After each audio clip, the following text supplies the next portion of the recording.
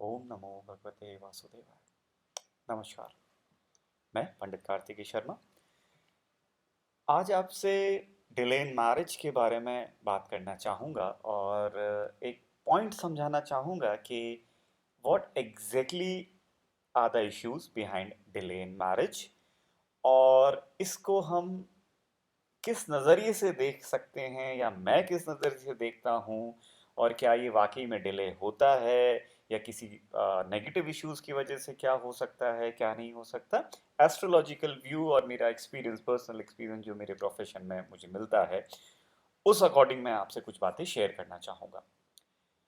सबसे पहली बात, बर्थ चार्ट के अंदर जब हम मैरिज को एनालाइज करते हैं कि what exactly is marriage and कौन सा टाइम फ्रेम फेवरेबल है, उसके अंदर दो चीज़ें बहुत ज़्यादा इंपॉर्टेंट होती, mainly two aspects. One is favourable time and other is आपके बर्थ चार्ट के अंदर मैरिज का पार्ट कैसा है।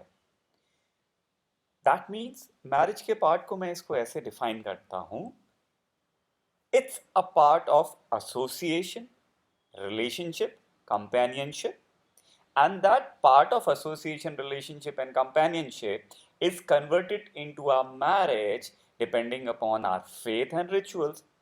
अगर हिंदू हैं तो वो हिंदू रीति रिवाज से मैरिज करेंगे, क्रिश्चियनिटी को फॉलो करते हैं तो वो अपने रूल्स को फॉलो करेंगे, मुस्लिम्स अपने रूल्स को फॉलो करेंगे, और कोई किसी चीज़ को नहीं मानता तो वो कोर्ट में जाके अपनी मैरिज रजिस्टर कराएंगे। So the first thing is association, connection and relationship part is converted into a marriage. अब आपके बर्थ चार्ट के अंदर that part, that relationship and association का पार्ट जो होता है, अगर वो स्मूथ है, हेल्दी है, पॉजिटिव है, तो ज़्यादा कोई इशू आता नहीं है। दैट मीन्स कि whenever you are ready and whenever your favourable time comes, आप आराम से एक अच्छे रिलेशनशिप के साथ में एक मैरिज को कन्वर्ट कर सकते हैं या डायरेक्टली मैरिज कर सकते हैं। बट अगर वो पार्ट किसी भी रीज़न की वजह से डिफ़िकल्ट है, उसमें कुछ लिमिटेशंस हैं, तो वो पार्ट आपको वो डिज़ायर्ड रिजल्ट नहीं दे पाता, उसकी लिमिटेशंस हो जाती हैं।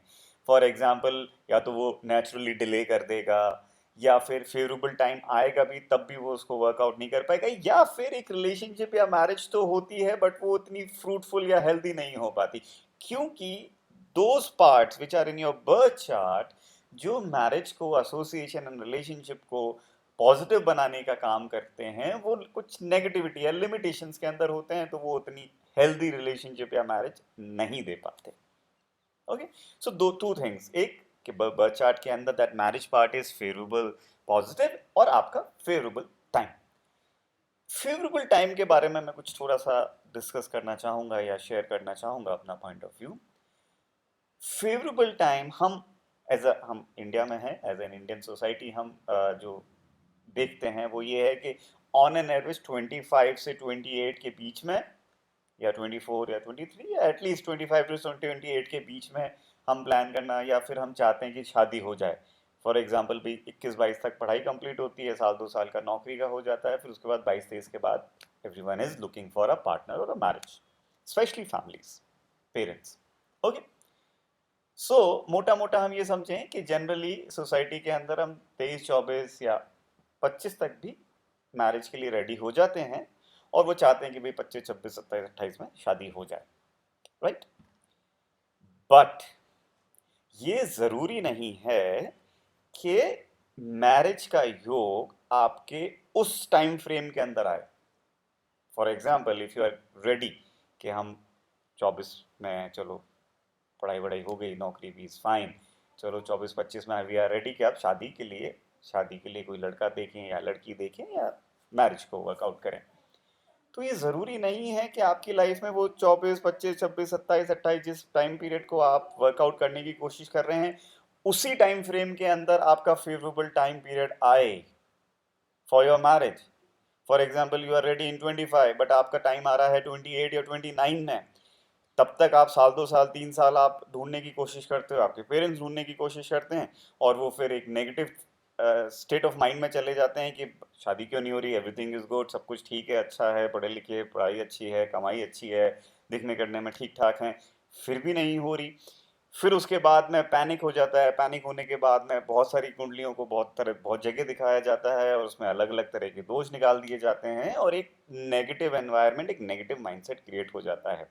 फिर उसके बाद में ये प्रॉब्लम आने लग जाती है कि इंसान डीमोटिवेटेड हो जाता है, ओके, और लाइफ से होप छोड़ने लग जाता है, या फिर एक पॉजिटिविटी छोड़ने लग जाता है कि भाई I am not for marriage, या मेरी कुंडली में कोई इशू है, या फिर मेरी लाइफ में इशू है। There are many things, but कई बार किसी चीज का दोष नहीं होता है, सिर्फ एक टाइम फ्रेम का दोष होता है।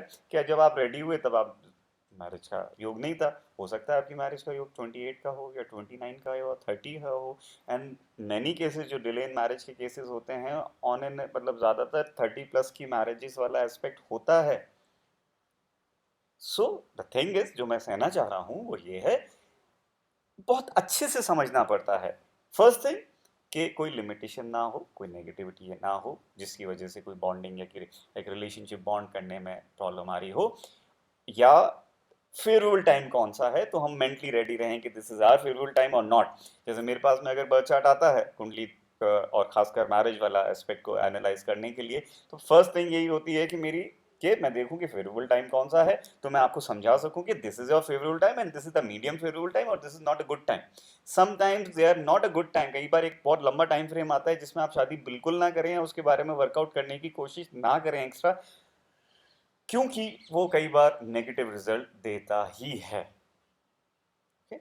तो ये कुछ चीजें एनालाइज करने के बाद में अगर हम बहुत एक प्रॉपर एनालिसिस करें, तो लाइफ बहुत सिंपल है, बहुत ज्यादा सॉर्टेड है, कॉम्प्लिकेटेड नहीं है।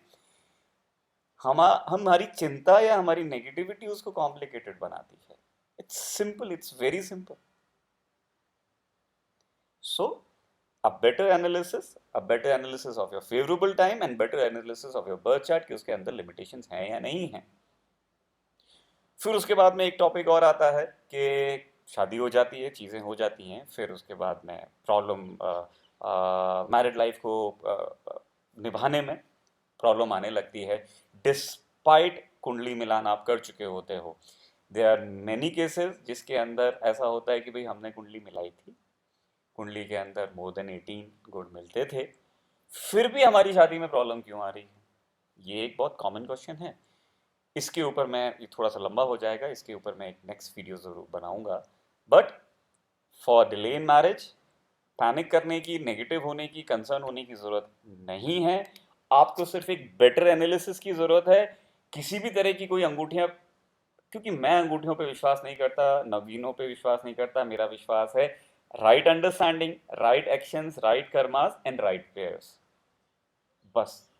इसलिए किसी भी तरह की कोई भी इलॉजिकल या फिर बहुत ज़्यादा एक्सपेंसिव या बहुत ज़्यादा एक अनएक्सप्लेनेबल, जो जिसको हम एक्सप्लेन भी नहीं कर सकते, उस तरह के कई रिचुअल्स या फिर उपाय के नाम पे बहुत सारी चीज़ें कराई जाती हैं, वो करने की ज़रूरत नहीं है। एक बेटर अंडरस्टैंडिंग की ज़रूरत है। आपका बर्थ चार्ट आपके रिलेशनशिप पार्ट के बारे में क्या कहता है, साथ ही साथ में आपका फेवरेबल टाइम कौन सा है जिससे आप ज़्यादा उम्मीद कर सकते हैं। एंड फेवरेबल टाइम क्या होता है, योग जिसे हम कहते हैं। एंड फेवरेबल टाइम तभी वर्कआउट होता है जब आप रेडी होते हैं। अगर आप रेडी नहीं हैं तो फेवरेबल टाइम भी आपको बहुत ज़्यादा सपोर्ट नहीं कर पाता। सो आपकी रेडीनेस, आपका फेवरेबल टाइम कंबाइन होता है और आपके बर्थ चार्ट के अंदर पॉजिटिविटी है, तो यस, चीज़ें स्मूथ हो जाती हैं। बट अगर नहीं हैं, चीज़ें डिले हो रही हैं, तो वो एनालाइज किया जाता है कि क्यों हो रही हैं, क्या लिमिटेशन है, इसको कैसे वर्कआउट किया जा सकता है, क्या किया जा सकता है। वो एक better understanding and better guidance की बात है। आई होप मैं अपने बारे में, इस पॉइंट के बारे में क्लियर हूँ। कोई भी आपके कोई सवाल हो, कोई भी डाउट हो, तो आप मुझसे कांटेक्ट कर सकते हैं। आप मुझसे गाइडेंस लेना चाहते हैं कि एक प्रॉपर गाइडेंस, एक प्रॉपर लॉजिकल गाइडेंस आप मुझसे चाहते हैं, you can contact me. My website is www.astrohelpline.in। आप उसके थ्रू मेरे से अपॉइंटमेंट ले सकते हैं, मेरे से ऑन कॉल बात कर सकते हैं और डिटेल गाइडेंस ले सकते हैं। नमस्कार।